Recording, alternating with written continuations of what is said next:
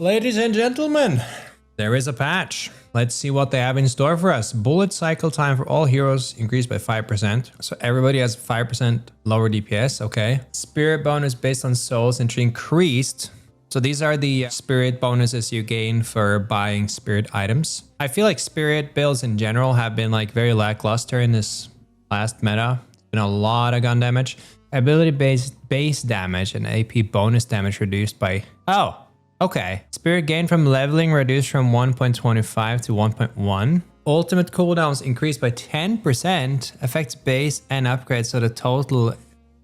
Okay, so we're definitely hitting the cooldown reduction here. 300 souls now gives an AP instead of ability unlock.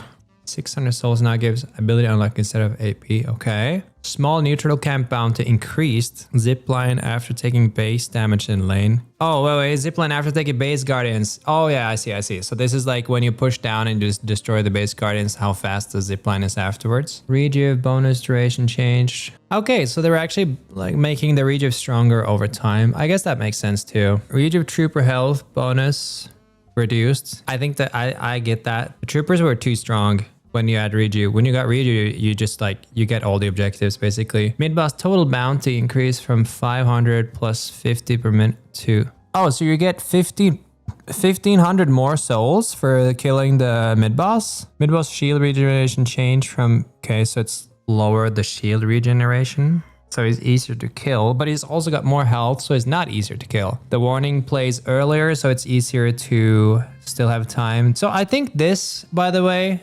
is a consequence of the map change. So I don't know if you guys saw, but a long time ago, it took much shorter to get down into the mid-boss pit. Oh, rejuve drop duration reduced to 7 seconds. So it was originally 9, then they changed it to 8. Now it's 7, so the rejuve is faster. Okay. Mid-boss spirit resistance from abilities and items reduced a lot. Okay. Walker spirit resistance reduced a little bit. I always felt like I was barely doing spirit damage to mid-boss. Guardian base resistance increased from 4 to 60 decays. Okay, same value as creep. Guardian total bounty reduced. Guardian total bounty reduced. I think this is also a consequence of like how they changed that you only the people that were participating in killing the walker or the guardian actually get souls now. So we had situations where you were in a solo lane and you solo push a walker, you would just get 4,500 souls by yourself, which is insane. Base hero kill value reduced from 300 to 250. So early kill values have less. More lifesteal and creeps. Comeback values are 25% stronger. This was released before this patch in a recent update. Okay. Fix about causing soul. Okay. So let's see what they have changed with all the items. Split shot duration increased. Cooldown reduced. Weakening headshots no longer has a 3-second cooldown. Swift Striker slight nerf. That makes sense. That's like an item that almost everybody buys. Toxic Bullets buildup is now 15% harder. Ooh, that's a big nerf to Geist because she had like a perfect buildup on 3 shots, I believe. That's gonna suck for her. Blood Tribute gets Spirit Resist instead of health. Okay. Express Shot cooldown reduced. Weapon damage increased. Fixed kinetic carbine used in the primary valleys rather than the secondary. Oh my god, wait. Are you telling me that this entire time Express Shot has actually still been giving carbine 150? That's funny. Alright, Cultist Sacrifice cooldown reduced. Holy shit. Wait a minute. Ricochet no longer bounces off of objectives. That's a big one. Oh my god. I mean, you can still do it the other way though, right? You can still ricochet, you can still shoot a creep or a hero and it will still bounce to the walker. So why call it ricochet?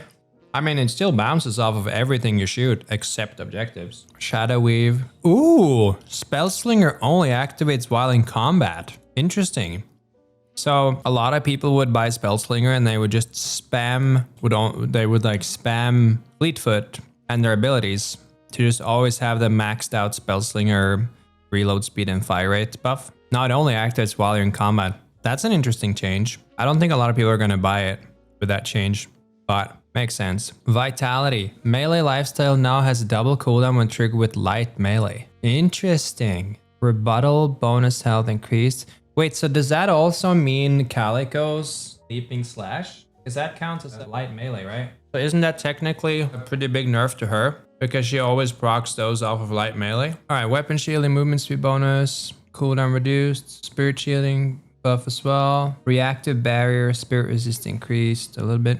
Life strike also has double cooldown trigger with light melee. Yeah. Oh, damn. Fortitude no longer grants 22% weapon damage. Oh, mama. Damn, that's a big nerf. To be fair, Fortitude was like an item that you bought on almost every hero. So giving it a pretty serious nerf kind of makes sense. I know they've tried to balance the item a lot before, but I do get it. If an item is so strong that almost every hero can buy it without downsides, then it needs to be adjusted. And the regen is also reduced. Yeah. Veilwalker heal now scales with boons. Interesting. Okay. Counterspell reduced cooldown also grants health and spirit power. And a successful parry heals you. And Trophy Collector got a buff. Okay. Let's see if we get baited to buying Trophy Collector again. Inhibitor now uses the build-up proc mechanic. I mean, this I feel like this is what it always should have had. I feel like every other on-hit effect is like that, so why shouldn't Inhibitor be like that too? Siphon Bullets now grants bullet resistance instead of spirit resistance, and same with Cheat Death. This is something the devs have done a lot. Whenever there's a spirit heavy meta, more items will get spirit resistance, and whenever there's a gun heavy meta, more items will get bullet resistance. So this is like a nice way of like trying to balance out the total amount of resistance you can get. Because the thing is that one thing that is really hard to deal with is when you buy a bunch of items that give you a little bit of resistances. So it's like, for instance, there are Abrams builds where you buy like weighted shots and you buy Berserker and all these different items that are technically damage items, but then you still get debuff resistance, spirit resistance, bullet resistance. So all these kind of secondary stats are actually pretty important and they kind of add up, and it makes it easier for DPS or hybrid builds to go for these damage items and still have some defensive stats too. Cooldown reduction per hit increase. Whoa! Witchmail, cooldown reduction per hit increased from 3 to 4 seconds. Damn. Okay. Witchmail Bebop. We might have to give it a go. With the 4-second cooldown reduction, we might have to try. Okay. Next up, we have spirit items. Rusted Barrel, health increased from 50 to 60. That's fine. Reduced cooldown on Starmie Hex as well. It's fine. Spirit Strike gets the same treatment too. Double cooldown when you light melee. Slowing Hex.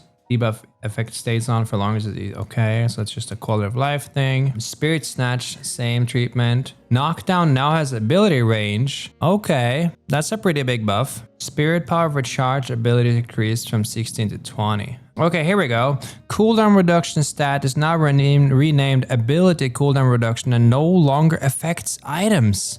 All existing cooldown reduction is now ability cooldown reduction instead. Added a new tier 4 spirit item, Transcendent Cooldown. Upgrades from superior cooldown and provides 30% ability cooldown reduction and 30% cooldown to items. Whoa! Wait, this is a massive nerf to items. So for those who don't know, even items that not necessarily just active items, but items in general with passive effects, a lot of those passive effects also have cooldowns. Tesla bullets, for instance, it's got a built-in internal cooldown. This is a huge change. So now basically you have to buy a tier 4 spirit item to get those cooldowns. Before this patch, superior cooldown would give 25% cooldown reduction to both abilities and items. Now it only gives that to abilities. And now you have to pay another 3,200. So this is twice the value of superior cooldown. And then it will give you 30% ability and item cool. Damn. I get it though. I do feel like superior cooldown in this game has probably been one of the stronger items for a long time, just because it's always a good item to buy. And when you buy a lot of items that have cooldowns on them too, you just get so much value out of that one item. Even things like the combination of like rushing the fucking monster rounds upgrade, right? Where you instantly kill a creep and get souls for it. Items like that are affected so massively by a superior cooldown. It does mean that the total amount of cooldown reduction you can get is higher though, but it comes at a price. So before, you know, this item capped out at 25, now it caps out at 30. It's just that it costs twice as much. Okay, Boundless Spirit buffed again. This makes sense. I feel like the percentage spirit bonus hasn't really been that great. Slight buff to Vortex Web, cooldown reaction to Ethereal Shift. Movement speed, okay. I feel like E-Shift, after they made it a 6K item, hasn't been very popular. So it seems like they're trying to give it a little bit of a nudge in the right direction. See if more people buy it. Okay. And then for the hero changes, Abrams, shoulder charge tier 3 increased from 18 to 22 seconds cooldown reduction. Dude, every single patch, man. They just changed Infernal Resilience by 1%. No Enchanter's Emblem changes? Well, you have to understand that technically Enchanter's Emblem got nerfed because all cooldown reduction on items now only affects abilities. So you can say that Enchanter's Emblem indirectly got nerfed a little bit already. Okay, Infernus, bullet damage growth per boon reduced, okay. Afterburn DPS reduced by 13%, still affected by the global base reduction as well, so the total amount is larger than this. This applied to other patch note line. Afterburn spirit scaling increased, okay. Flame Dash tier 2 DPS reduced, Flame Dash spirit power skiing. Okay, they're trying to make us buy spirit items on Infernus again. I get it. It doesn't feel right that you have only gun items and then you're just shredding people with afterburn. So yeah, increased spirit scaling makes sense. I think a lot of abilities needs more power from scaling and less power from just the base stats, basically. We'll see how Infernus feels. There's a small chance that I just don't go tier 2 Flame Dash and try to max out afterburn instead.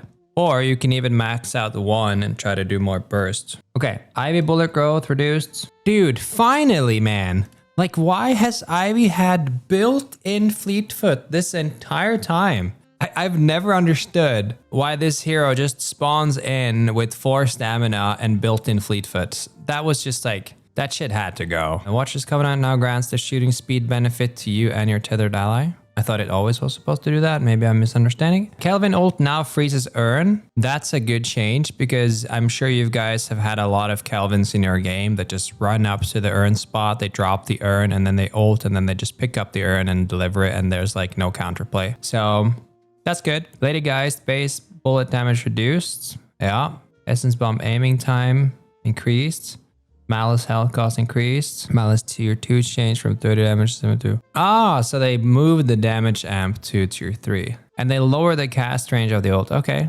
Honestly, Lady Geist has been pretty strong for a while now. Not too mad about those changes. I think that makes sense. A reduced Flog cast range. I think that also makes sense. I'm sure you guys would notice that like all the Lash builds are now Flog builds pretty much. They just buy Quicksilver Reload and Mystic Bursts. And then they heal for 700 5 minutes into the game. Ground strike damage height reduced a little bit. All right, McGinnis, let's see. Maybe it's finally time for, let me see. Medicine Spectre now comes out faster and has a better visual cue. Okay. Heavy Barrage DPS increased by 6%. Okay. Fixed mini-turrets, missing targets that are on the ground from stun. Mini-turrets not targeting phase 1 of the patron after shields are down. Health per boon increased. Is this enough to play ult Guinness? Maybe. We'll have to see. Her ult is on a pretty short cooldown. Jin's Mark now has a range limitation. Ah, oh, thank God. Dude. Standing in freaking Narnia and applying Jin's Mark just never made sense to me. Okay. Gun recall adjustments. Okay. Fixed cloak sliding up walls very quickly. Fixed cloak getting stuck. Cloak, we're stuck. Far shorter. Okay. 7 ult. 10% reduced DPS, okay. Sinclair's base bullet damage reduced, okay. Bullet velocity reduced. Rabbitex cast range reduced. Rabbitex destination delay increased. Move speed increased, okay. Can no longer teleport back to assistant while silenced or cursed. Thank you. That was just one thing that never made sense to me. You are casting a spell. Why do you get to cast a spell while you're silenced or cursed? Okay, good. Warden base bullet damage nerf a little bit. Okay. Card trick slow increased from... Okay. So they're putting a little bit more power into their cards because Wraith got nerfed pretty heavily last patch. Project Mind fixed going nowhere if the player is on uneven ground. Okay. Damn. Some interesting changes here. We'll definitely have to see how Infernus feels now. Some pretty serious nerfs to this damage. Same with Lady Geist. And Ivy no longer having built-in Fleetfoot. Interesting. Anyway, Thank you so much for watching this patch update. I'm streaming Deadlock pretty much every day on Twitch. Don't forget to come and say hi if you want any feedback on your builds or just want to watch some riveting gameplay. Thank you for watching. I'll see you in the next video.